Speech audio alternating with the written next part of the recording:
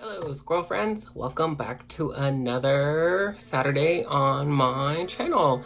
Today, we are not doing a book review, but we're going to stay with the spooky theme for Halloween, and we're going to be talking about my top 10 favorite movies you can watch right now on Netflix.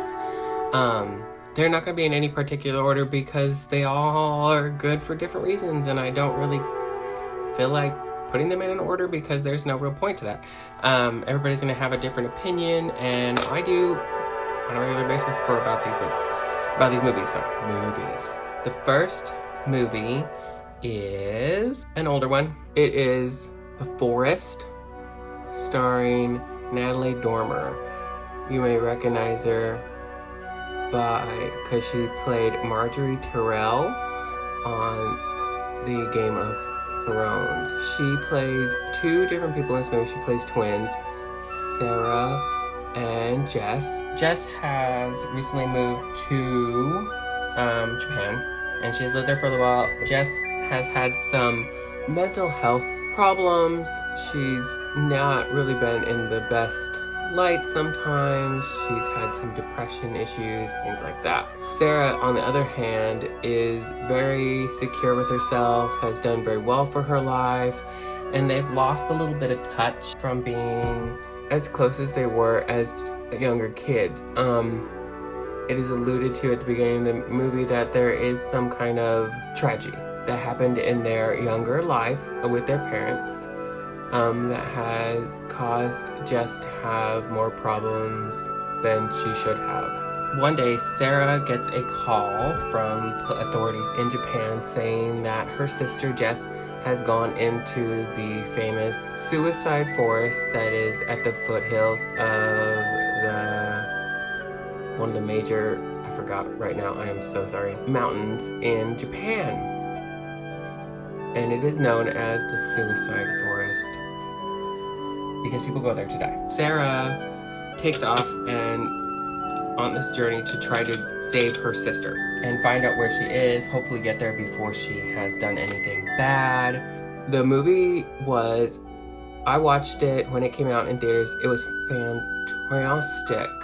Oh my gosh, so good. So on the edge of your seat, you were never really sure if you could figure out what was going on. Were things real? Was Sarah hallucinating? Was she hallucinating people? Because she goes into the forest with a guide that she picks up at her hotel, a reporter that has access to the forest. And she ends up staying there because she finds Jess's tent. But why would Jess go into the forest if she wasn't going to kill herself, right? You never know. You don't know. The movie will have you at the edge of your seat.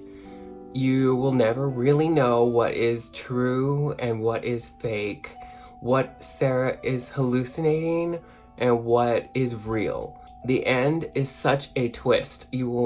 I had no idea. I was like, what in the world just happened? I did not see that coming. Definitely worth watching. So if you've seen it on there and you're like, now's the time, go in there, get it.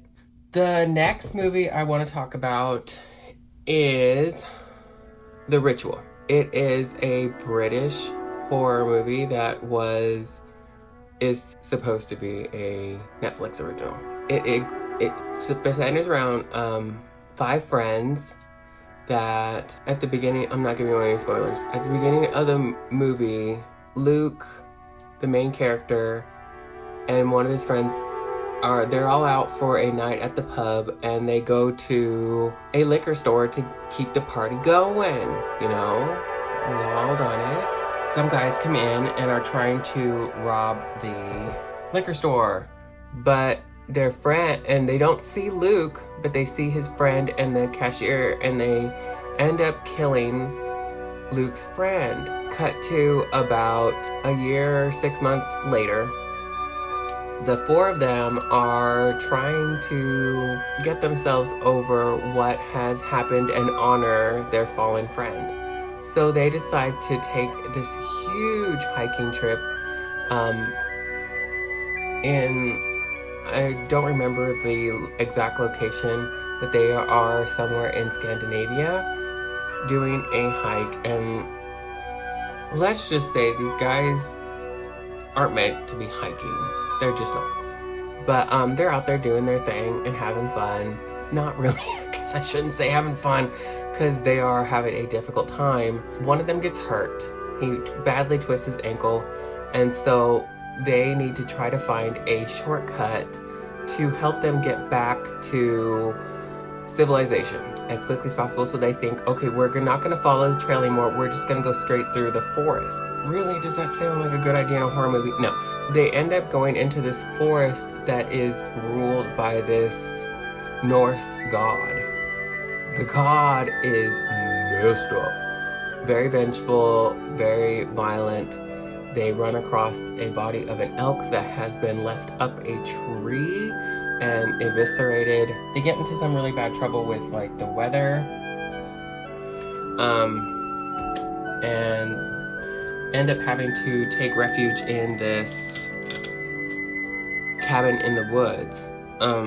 They all end up having really freaky nightmares and get really unsettled from that interaction with that. None of them are exempt from it. Luke's having flashbacks to the night that his friend died, but it's set kind of in the forest, and they keep hearing something huge in the woods, something really big that is moving around, and you kind of half see it. But yeah, super weird, creepy movie. It was based on a book by the same title by Adam Neville. Really great book, totally different end, kind of similar beginning, but very different ending and very different antagonists. Not just the god. There's not so much of another. The cult aspect is different. The movie, I think, was a little bit better than the book, which is sad for me to say. I still really enjoyed it. Freaky. It is terrifying. There's a lot of like weird murders that you don't really see. But yeah, definitely worth a watch. The next movie on the list is The Silence. The Silence is what The Quiet Place was, the same book. They were based on the same book, The Silence by Tim Levin, who you've heard me talk about before with Colebrook. That book, he wrote this book. This movie does a really good job of staying very true to the book. The book was freaky and awesome. So you come into the story, and the book is based in the UK, but in this one is based in New England. Close, right? Totally close. So you come into this family, and the girl who is played by Sabrina, she does a really good job in this movie. Really good job. She is deaf. Everybody can speak American Sign Language, but something has happened where a scientific group has uncovered this never before seen cave system. And so they are opening it up, and these horrible little flying things come out. And I do mean little, like they're not big. They're horrible. They come out and they just eat everything. It's similar to The Quiet Place, where they can't see, they can only hear. You have to be very quiet or they will find you and eat you. And it is a very quick descent into a apocalyptic world.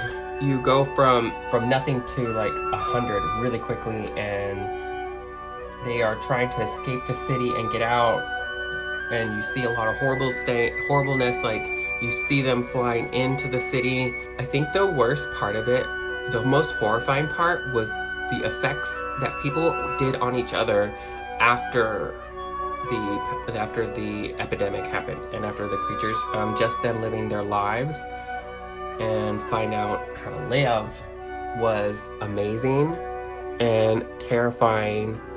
What people turn themselves into to try to make sense and get over this plague of little creatures.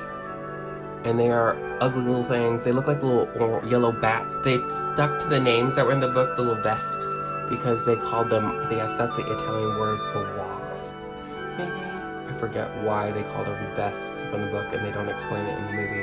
The acting is really good. Stanley Tucci is in it. The actress who played Zelda from Sabrina on Netflix is also, she's the mom. They all did a really good job. The acting is superb. Not that I really know anything about acting, but yeah, acting is really fun. They did a really good job. They were very convincing. They stayed so true to the book, so it seemed like it went really quick for me, but in all reality, it didn't. So I hope you guys look at this one. This one's really good. The book is super amazing too. It's not a very big book, and you're gonna love like both the movie and the book. The effects, like, I think like I said, the most horrifying facts are after what happens and people, what they turn themselves into, what they do to each other. Really, really, really terrifying. The next one I want to talk about is Seven in Heaven. This was kind of like a film that I found on Netflix and was like, why not? One night, you know how we all get like that, we're like, why not? It's about these kids that are having a final party for their friend that's moving to Atlanta, and his house is empty, so they decide to have this little party, which turns into this huge party, and well, they end up playing Seven in Heaven. And this guy and the main character and his friend, his rival nemesis in the school, they're all high school aged, end up having to go seven in heaven. So they go in this really weird closet that's in the parents' closet. So it's like a closet within a closet. It's weird. They go in there and they stay in for 7 minutes. And when they come out, it's a different party. It's real more violent. They separate, they escape from each other, but they separate, and then they realize they're in this totally different world. And this world is super violent. Super violent. Something's just totally not right. Like, there's just something not right about this world. We have to figure out how to get back to the right timeline and the right world. I mean, it is freaky. The next one is One Bedroom. It's spelled on there 1BR, like you would find like in an ad. So a young girl, she is trying to become a costume designer in LA, and she's moved from her little town. She's separated from her family. It doesn't really sound like they were really supportive in her life. They did not seem to really care too much. It seemed like her father, you mostly see the interactions with her father and her. He's not real supportive about her endeavors in life. But she moves into this apartment that seems like it's a little too good for what it is. There we go, dude. Like, duh. Everybody seems a little too nice. This sense of community is great, but it's really weird. And then she starts hearing every night, like, the creaking of pipes, and she cannot find out why. She's like, it sounds like the pipes are just like groaning every night really, really loudly. And so she expresses to her coworker that something's not right about this apartment. It just doesn't have, something's wrong. Something just doesn't seem right. But she continues on. Now, she has a cat, and she's not supposed to in this community. So one day, somebody breaks into her apartment and leaves her a note and says, "You selfish bitch, you should know that some people have pet allergies." The fuck, right? Okay. So, and then a little bit later, somebody breaks into her apartment again, and she is woken up to the smoke alarm going off. Where do you think this is gonna go, huh?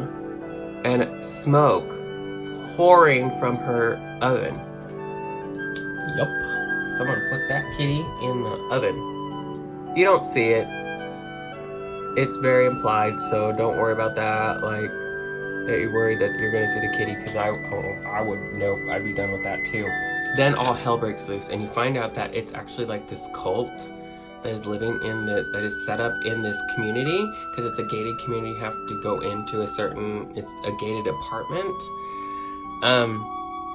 And all the like torture they do to her and the mind games they play with her, it's such an interesting story because it could come true. Like, that probably might actually happen out there. Who knows? But that's what goes on in this movie. It is so fun. I had such a good time. I was riveted the whole way through. I didn't even notice that the time passed. Such an awesome movie. The ending will freak you out. The ending will freak you out. A book that's, another book, sorry. Such a one-track mind. The next one is similar movie called The Invitation. Now this one is a guy that goes back to his ex-girlfriend's house with her new boyfriend. He goes with his current girlfriend. It started off really weird because they end up hitting a coyote on the way there, which is like, what the fuck? Like, where did that come from? But that sets up the whole unease of the movie. You end up thinking like, what is going on? Like, why did this happen? And then when they get there, everything's just a little strange.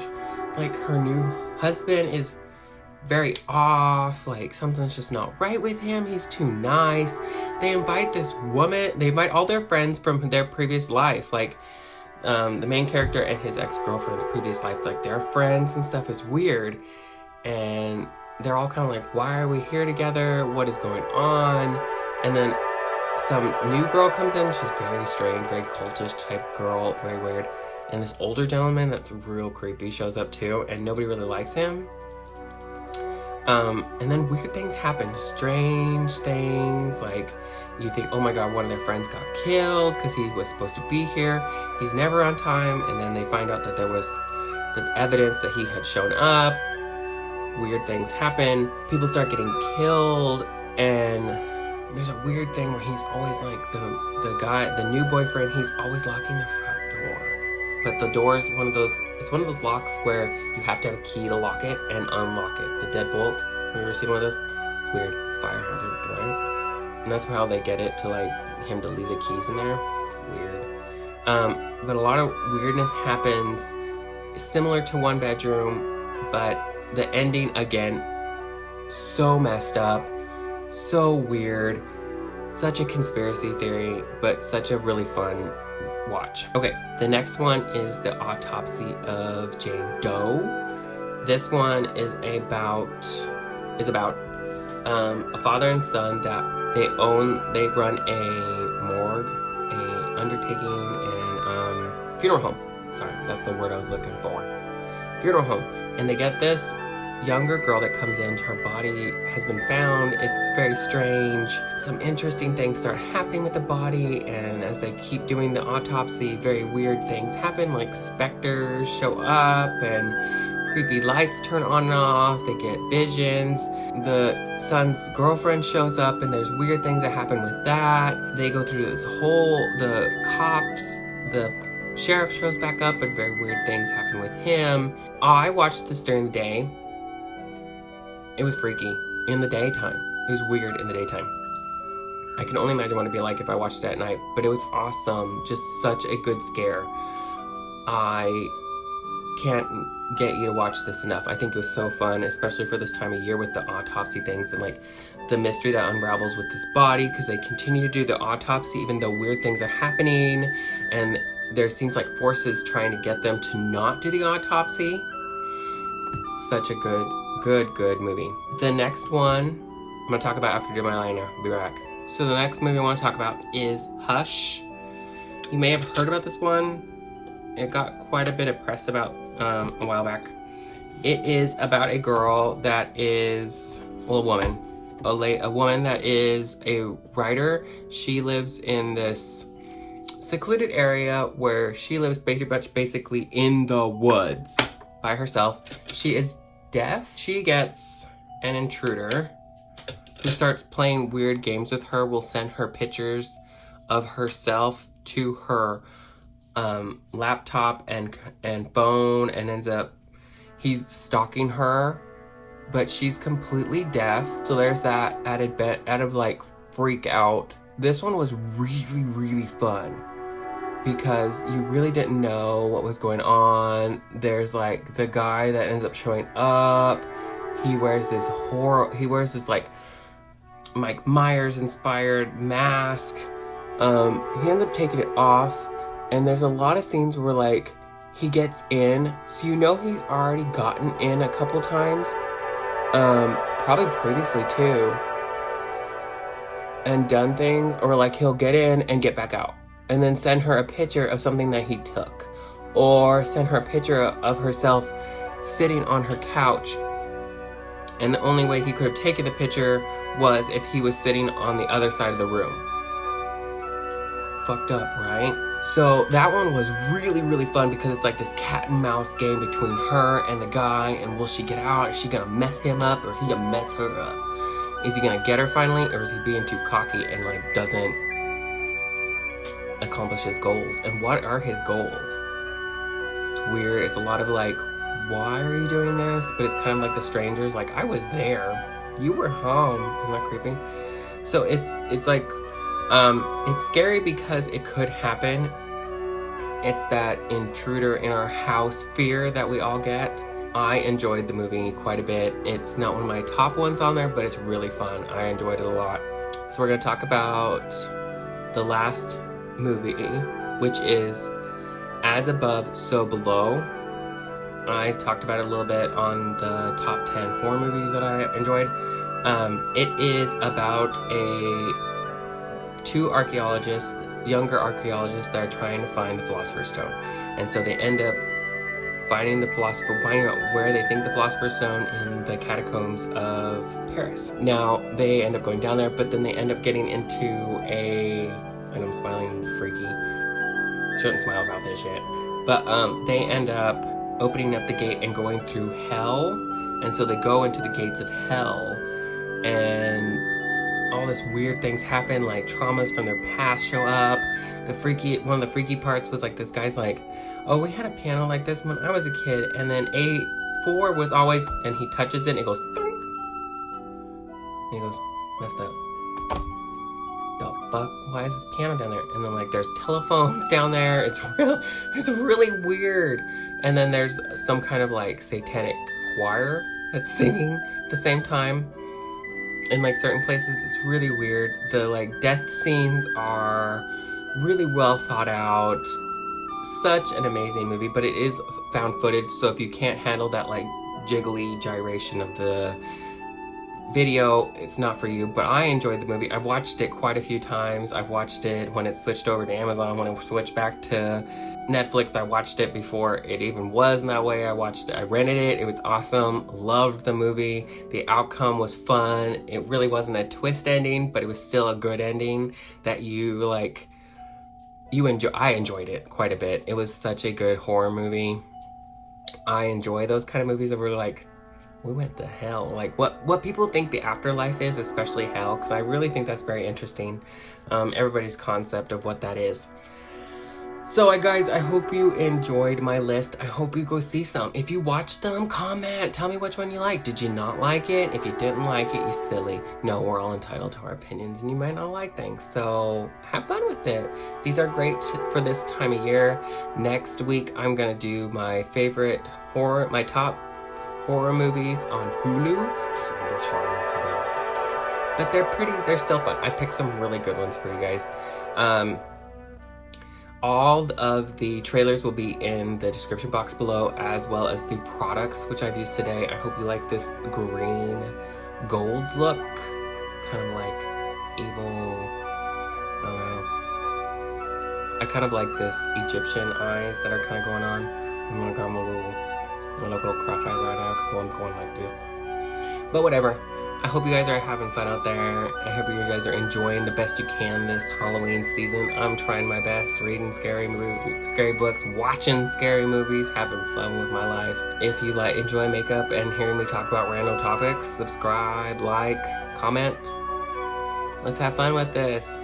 Comment the movies that you get to watch or you have watched. Comment your top 10 movies from Netflix. Let's have fun with this. Okay, I'll see you guys next Saturday. I hope you're having fun and being safe out there. Bye, guys.